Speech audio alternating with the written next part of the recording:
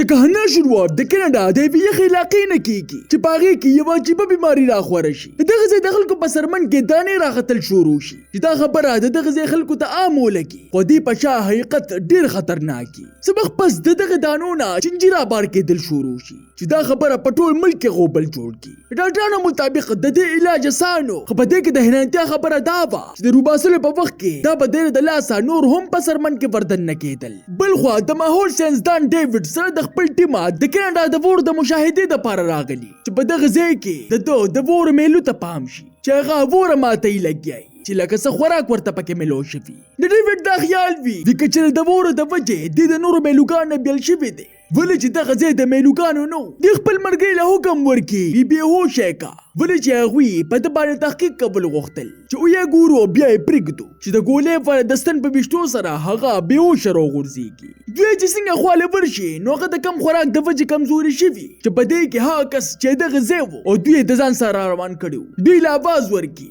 چې په ورتلو سره دوی حیرانه پاتې شي. میلو چې په کم ځناور باندې لګیا نو هغه څه عام ځناور نه، بلکې د میلوګانو یو داسې نسل و کوم چې 400 کاله مخکې د دنیا نه روک شوی و چې په عام طور ساینسدانانو ته به د ده هډوکي ملاوېدل، خو دا ځل د هغه وجود او هډوکي دواړه سلامت و. دوی دغه اطلاع دمغه سرې خپلې ادارې له ورکړي چې هغوی نوو کسانو له د ټریننګ ورکولو دپاره دغلته د لېږلو فیصله وکړي. په دغه کسانو کې د یو غټ کاروباري زوی جیک، د ګلګوتې ویښتو والا قابل هلک شیولینګ، یوه چینی جینۍ او یوه د ډیوډ خپله لور می پکې هم شامله وي. د پلار او د لور په خپل منځ کې تعلقات څه ډېر ښه نو، ولې چې ډیوډ د ښځې د مرګ په وخت کې هم د خپل کار د وجې کور ته نو راغلی چې په هغې ته نه لور سخته خفه وه. د لور ته پرنګ ووایي په لس کې مې ستا نوم ورکړی دی چې په څه سره هغه ورته صفا انکار وکړي چې ډیوډ په دې خبره باندې رضا کړي وي که ته راغلې نو ستا د مور او خپل ټول مال او جایداد به ستا په نوم کما، چې په دې سره هغه رضا شي.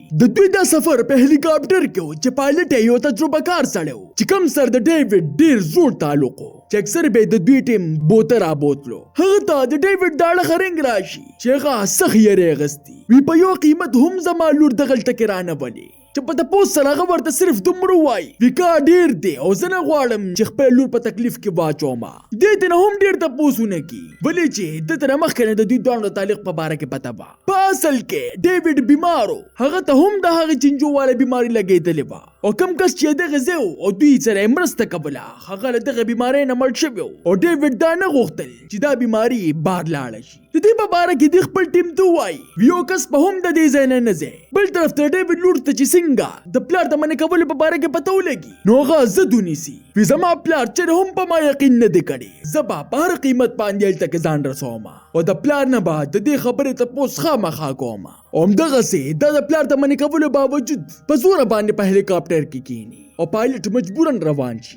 دننه د هغه مالدار سړي زوی جیک د مینه تپوس کوي وي ته ولې خفې موږ څومره ښکلي ځای ته روان وو چې هغه ورته ووایي وي بالکل. په سفر کې دوی اخر د وور په غرونو کې داخل شي خو جیک چپ کېږي نه وي دا جینۍ ولې خفه ده چې قابل هلک ورته ووایي وي د دې د ورکوټوالي نه پلار سره تعلق ښه نه دی چې می ورته د چپ کېدو دپاره ووایي او په دې کې دوی د کیمپ خواله ورسي چې په حیرانتیا سره استقبال ته څوک هم نه وي موجود او کیمپ ته په دننه کېدو سره صرف تیاره او داسې بدبو ورته میلو شي لکه چې سیز مردار شوي. د دوی دا شک وي که چېرې د بجلۍ د بندش د وجې په فرج کې موجود غوښه خرابه شوې ده. پایلټ ټولو ته وایي وي تاسو دلته کې اوسئ زه د بجلۍ والا کمرې ته ځمه. پایلټ هغلته کې لاړ شي او مي وصلخانې ته وردننه شي چې بار جیک ورته په انتظار شي او بل خوا قابل هلک شیولینګ ته سړی خبرې شروع کړي ولې چې هغوی په خپل منځ کې روان وو. آیا د می پلار مړ شوی دی یا هغه د بیمارۍ د وجې دې ځای نه تښتېدلی دی؟